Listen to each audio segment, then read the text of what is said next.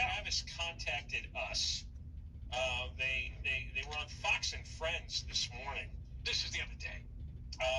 Travis and Sharla got a voice. They're foster parents. They got a voicemail from the Community Care Licensing Division asking how many available beds they have for unaccompanied migrant youths.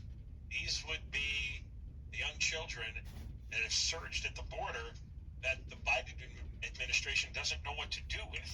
Now, they're currently fostering two 4-month-old twins. They have their own 6-year-old biological twins.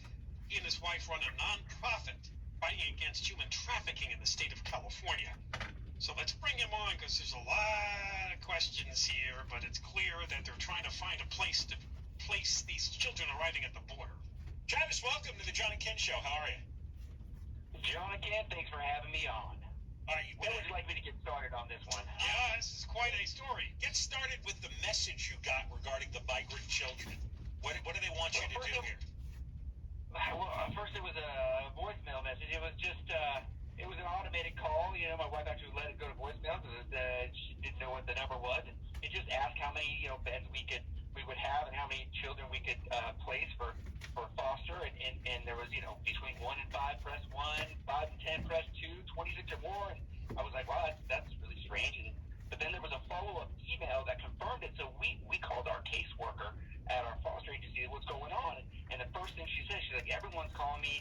Everybody got this call, but we have no idea where the children are coming from. So we called a friend who was with a different agency, and she's also a foster parent, and her agency confirmed these kids were coming from the border.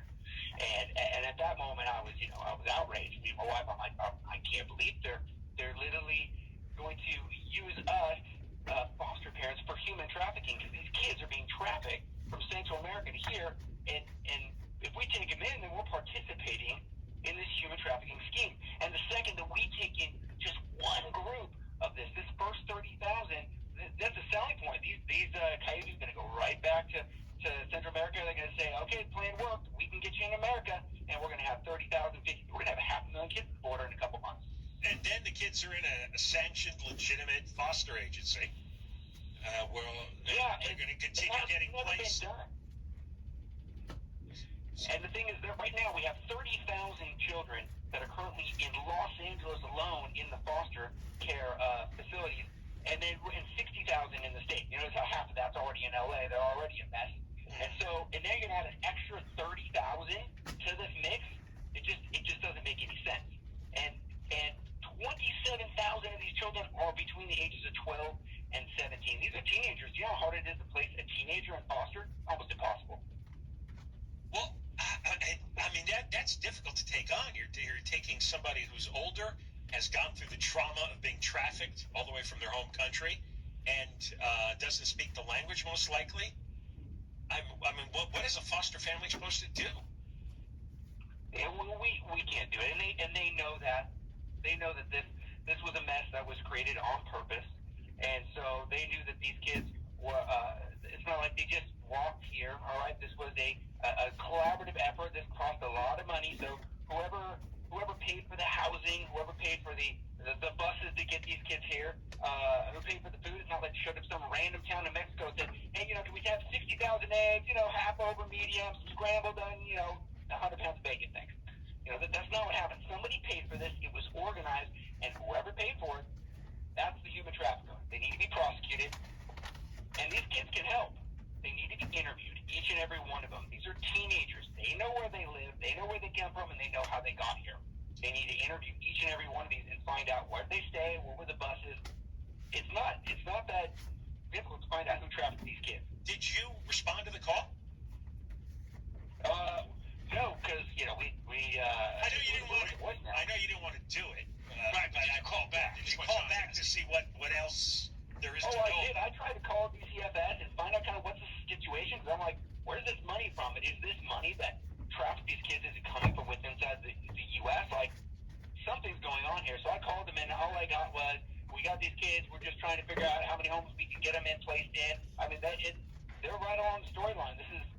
They're planning to do this. And if you took in one of these kids, say you took on a 14-year-old, you'd have to find a school for them? I mean, how do you discipline them? How do you keep them in line? you do if they're acting crazy? That's why teenagers are so tough to place.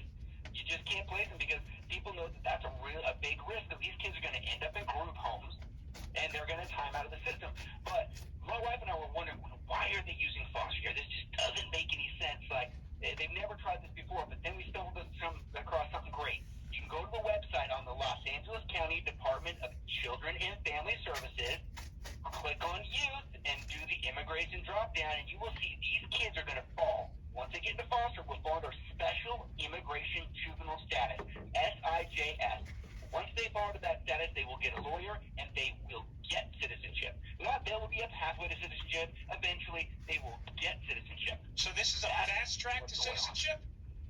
And this is a mass track to amnesty for every one of them. So it's not that they have to apply under DACA, and then maybe 10 years down the road, they'll get a path to citizenship, like the other kids from the 2000s. This is an instant track. This is an instant track, and this bill was passed in 1990 to create the Special Immigration Juvenile Status.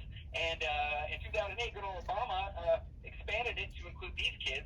And this is the first time this loophole has ever been used to traffic kids and to give them citizenship. But they have to get into the foster system to qualify. They have to.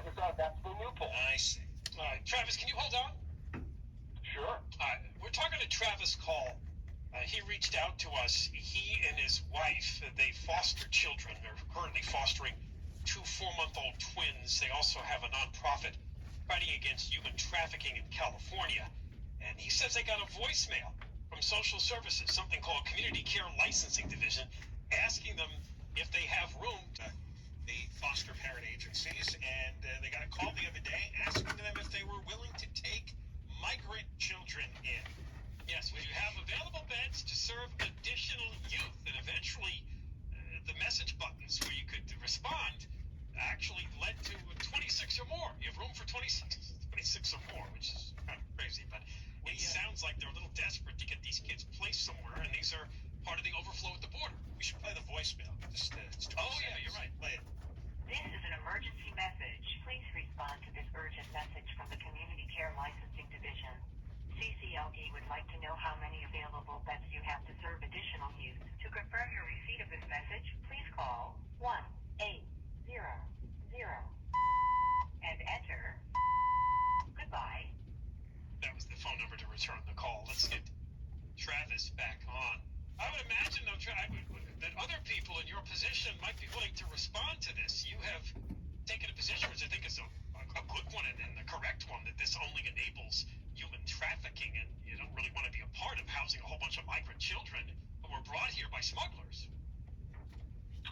Yeah, and I think that's, every person that is a foster parent or research parent, they have to understand you can't take them in. You cannot. I know y'all have a heart for it. That's why we signed up for it too. We love on our current children, and we're doing our best, but you can't take them in because you're just facilitating human trafficking. There's more children will come. They will keep coming, and people aren't really thinking about how many kids didn't make it. How many little boys, little girls, or teenage boys and teenage girls got sex trafficked in the middle of this route, and they're going to be living a horrible existence for the rest of their life in that kind of situation. And people are thinking about these kids are worth $100,000 to $200,000 overseas. Human trafficking is a major operation, and people have to understand the gravity of what's really going on here. And is the end game for this whole thing to give them all citizenship, and in 4 years they'll have the right to vote? So are they human trafficking children for votes? Is that where we're at right now? So you clearly see something. You see something very political happening here. Yeah, I think they're probably going to get 3 or 4 mail-in ballots where they're at it after this last fiasco. Well, now that you explained, because I'd never heard of this, that once these kids get in the foster system, they could get very quick citizenship. Yeah, they could vote, and you're talking about a lot of the kids between the ages of 12 and 17. Well, in 6 years? That's going to be thousands and thousands of new votes. 27,000 were between 12 and 17, so I'd say the majority of you would vote in the next election. Yeah, and I think that's the whole purpose of this for the Biden administration. It's got to be. Because this isn't doing the kids. Now, are you saying some of the kids who go on this trek end up disappearing and they're sold into sex slavery in other countries? Absolutely. Absolutely. That happens. And people in America, they want to put their head in the sand. They think that this kind of stuff isn't happening. It is happening, and it's not just happening in Mexico. It's not happening in third world countries. It's happening right here in America, too. Children get taken all the time right here in America, and it's just not making the news. You and your wife make the point that there are many, many kids in LA County, Orange County, already in the foster care system who need placement to take on the additional burden of all these migrant children that can overwhelm things, right? Oh, yeah. I mean, we're already burdened. We got to take on the kids that we have. I mean, if you have a heart for foster, you've always been thinking about it. We have so many kids and teenagers at that in the system that don't have a home. They're bouncing around from short placement home to short placement home inside the LA County DCFS. It's sad. But, nothing good comes to this for the kids. Eventually they're going to be in all kinds of trouble. So I wanted to throw out a solution here, because everyone wants to complain about the problem at the border so much, but there's a solution. Everybody needs to call their congressman, call their senator, and say, hey, I don't want our taxpayer dollars in the tune of billions yearly to go to facilitating human trafficking. Instead, let's take a fraction of that money and let's reunite these kids with their parents, because these kids, none of them just come wandering here because they're fleeing oppression. That's just some left-wing talking point to make excuses for their failed democratic policy. No, these kids were coerced, they were threatened, and some of them were taken from their homes. We can reunite them. And what an amazing blessing we would be as a nation, what an amazing blessing we as a people. We could reunite that parent whose kid was stolen. Can you imagine if her kid was stolen? There's a lot of that. No, I've not heard that covered. I believe it, but no one else has discussed that in the media. That some of these kids are not being voluntarily sent by their parents, but they're just being stolen and used because it's money. We don't know. Yep, because there you go. They got to get them to America. You're going to get citizenship. Got to get them there. There's your votes. But at the end of the day, we can help these kids. We can get them back. I'm sure there's people that own bus companies that'd be willing to donate them. There'd be people that are willing to do catering and get the food there. We can get 30,000 kids. These kids know where they live. They're teenagers. They have their mom's contact number on their cell phone. We can get these kids back to their parents and be a solution, not a problem. All right, Travis, thank you very much for sharing your story. We appreciate it. Oh, thank you for having me on. And by the way, just so you know, this is 30,000 more reasons to recall Gavin Newsom. That's what the problem is. So, all right, and if you learn any more about this, let us know, right? Absolutely. All right. Absolutely. Thanks for having me on. That's Travis Kall. He's a foster parent in Orange County. We will